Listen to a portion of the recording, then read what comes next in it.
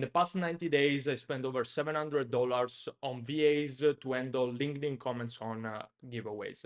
Yesterday, I automated the whole thing with this workflow, and that resulted in a 15 cent spent to do the exact same thing. So today I'm going to show you what is the workflow looking like and how creators can replicate this work. By the way, if you'd like to have the same template, just check the description down here and you can download it completely for free. So first off, what is a LinkedIn giveaway post?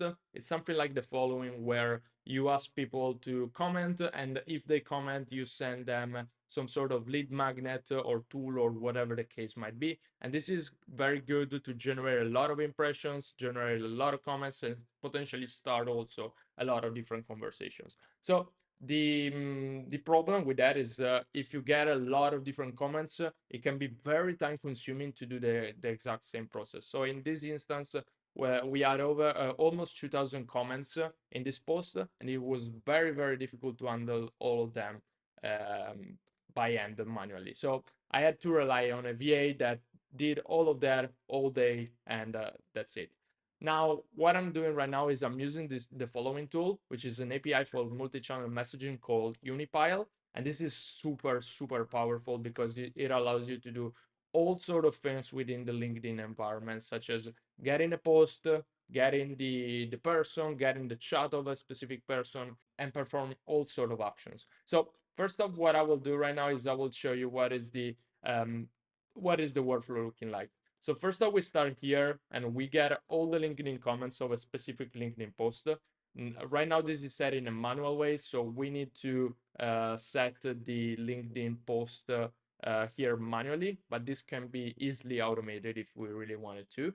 Then what we have over here is we iterate over the comments, and then we have two different parts on that.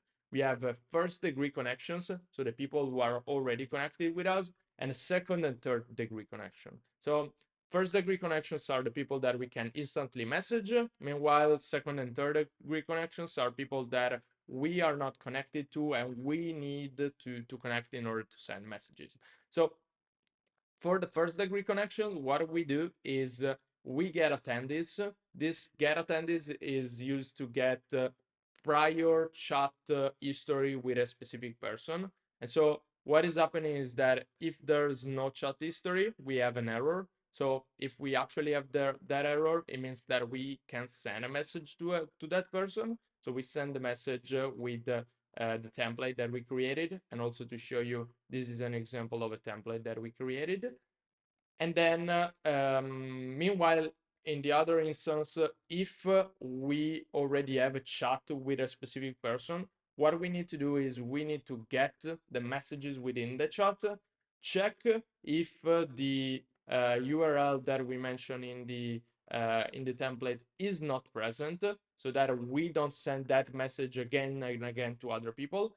And if it's not present, we send the message to those people. And then what we do over here is something called dynamic sleeping. It creates a random variable and then select a specific time that we would like to sleep to. So here we can sleep for 1 second, or we can sleep for 60 seconds, and this is dynamic. And this is done so that we can emulate the same behavior that a human can have within LinkedIn in order to not be recognized. Meanwhile, on the other side, we have the second and third degree connection. And here, what we do is we make sure that the distance is not equal to distance 1. And also here, what we can do is we can have a keyword that we can use. So if we use a specific keyword like endless ideas, for example, we can add that over here. And then what we do over here is we send the connection with the message that we wanted, and then we sleep dynamically. So we decide randomly the time that we want to sleep, and then continue the operation again and again. This was a very simple workflow, but really this allowed me to save over $700 $700, as I mentioned. So this is something that I will continue to use, and everyone who is using LinkedIn should use the same workflow because it's efficient. It doesn't get detected by by LinkedIn. It's not a problem doing that, and it's super efficient. The only thing is the cost of this is $55 per month, but together with that, you have full capability of handling LinkedIn and then all sort of other channels plus email. So you can do a bunch of stuff with this specific API. So yeah, that's that with this video. Hope this was useful, very short and informative, but hope you get some value out of that. And let's see each other in the next video. Bye bye.